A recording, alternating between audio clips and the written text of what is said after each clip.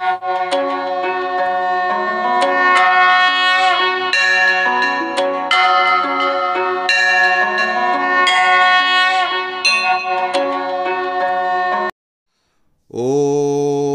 जय सिया राम मित्रों, स्वागत है आपका आदर्श धर्म सनातन धर्म यूट्यूब चैनल के अनसुनी रहस्यपूर्ण कथा कहानी प्रसंग में।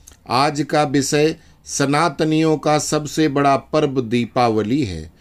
आप लोगों ने हमारे 2 वीडियो धनतेरस की असली कथा और नरक चतुर्दशी की असली कथा देखे। अगर नहीं देखे हैं तो उनका लिंक ऊपर दिया जा रहा है, जरूर देखना चाहिए, क्योंकि ये सारे 5 दिन के 5 पर्व एक दूसरे से संबंधित हैं। धनतेरस के दिन माता लक्ष्मी और अमृत कलश के साथ उनके भाई धनवंतरी उस दिन प्रकट हुए थे। उसके अगले दिन चतुर्दशी के दिन पहले से ही यमदेव की पूजा का दिन होता था। उस दिन अमृत कलश पाने के लिए देवता और दैत्यों का पुनः युद्ध हुआ।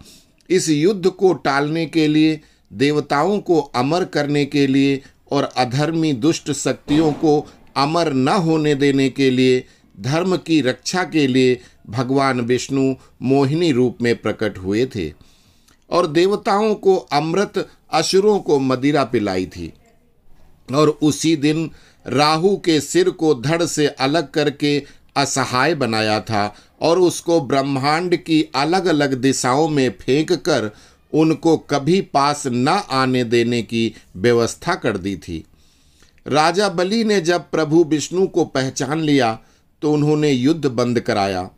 प्रभु से आज्ञा मांगी कि आगे हमारे लोग क्या करें। प्रभु ने उनको स्वर्ग लोक छोड़कर पृथ्वी और पाताल लोक का अधिपति रहने दिया, लेकिन बलि तो स्वर्ग के राजा बनना चाहते थे, इसलिए उन्होंने प्रभु से अपनी इच्छा बताई। प्रभु ने उपाय बताया कि इस पद को पाने के लिए आपको निर्विघ्न 100 यज्ञ करने होंगे, जिसमें कोई याचक भूखा न जाए। ब्राह्मणों के आशीर्वाद के बिना कोई इंद्र नहीं बन सकता। अतः देवताओं का राजा इंद्र बनने के लिए उन्होंने यज्ञ करने प्रारंभ किए। उन यज्ञ कुंड से ब्राह्मण ऋषियों ने महादानी बलि को ऐसे ऐसे अस्त्र शस्त्र दिए जिससे देवता अमर होने के बावजूद स्वर्ग सहित सब कुछ हार गए थे। आगे क्या हुआ, आप ये सब अगली कथा अगले वीडियो में सुनेंगे। आज दिवाली क्यों मनाते हैं उस विषय पर आते हैं।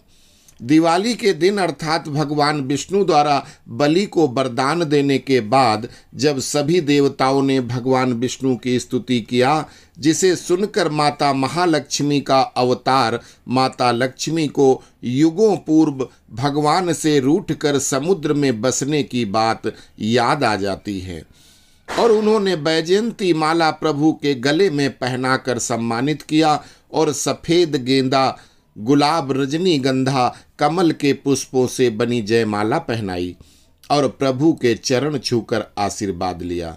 अर्थात माता लक्ष्मी अपने पति भगवान विष्णु के पास लौट आई। सभी देवताओं, दैत्यों, मनुष्यों, गंधर्व, नाग, किन्नर सभी प्राणियों ने खुशी का इजहार किया था। सबने मिलकर पुष्प वर्षा करके विभिन्न प्रकार से पूजा करते हुए माता लक्ष्मी को अपने अपने घर आने का निमंत्रण दिया।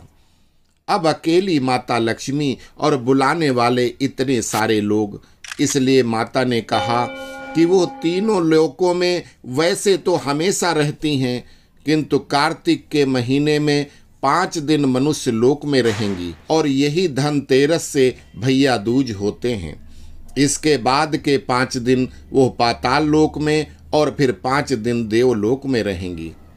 अपने दोबारा प्रकट होने धनतेरस से कार्तिक की पूर्णमासी तक वो तीनों लोकों में भ्रमण पर होती हैं। भगवान विष्णु बोले कि मैं आपके साथ इतने दिन तक एक लोक में नहीं रह सकता।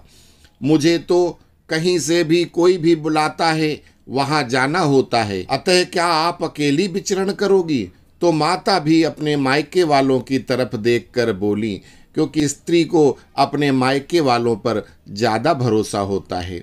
तो माता भी अपने मायके वालों को कुबेर और धनवंतरी की तरफ देखकर बोली कि कुबेर और धन्वंतरी मेरे साथ रहेंगे। वो दोनों बोले, सिर्फ 5 दिन, इतना हम नहीं खा सकते, हम इतने दिन नहीं रह सकते, फिर कौन जाएगा। सभी देवताओं ने प्रथम पूज्य श्री गणेश की तरफ देखा।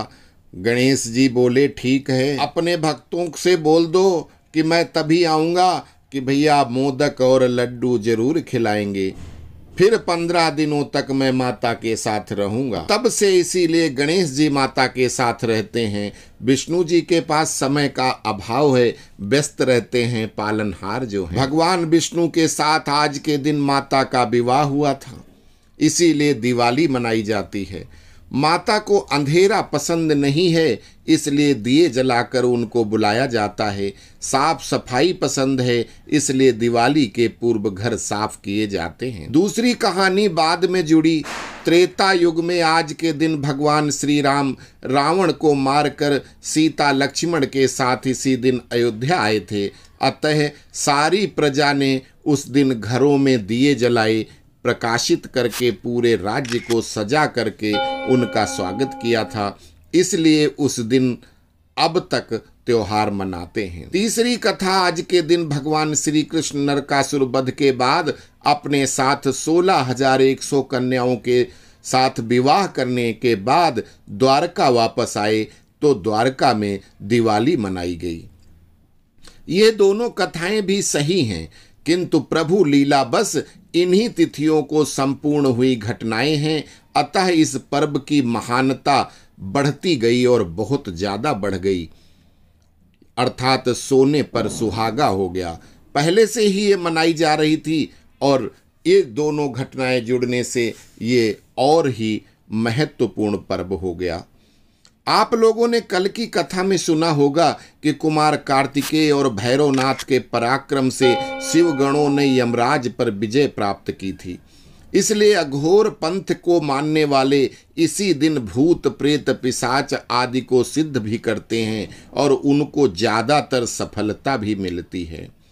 कार्तिक शुक्ल पक्ष की 10वीं से लेकर पूर्णिमा तक माता देवलोक में रहती हैं, इसीलिए पूर्णिमा को देव दीपावली भी कहा जाता है। तो उम्मीद करते हैं कि आपको ये वीडियो कथा पसंद आएगा और आप लोग इस दुर्लभ जानकारी को ज़्यादा से ज़्यादा लोगों में शेयर करेंगे। आपके कमेंट आलोचना का कमेंट बॉक्स में स्वागत है। अस्तु। जय सिया राम।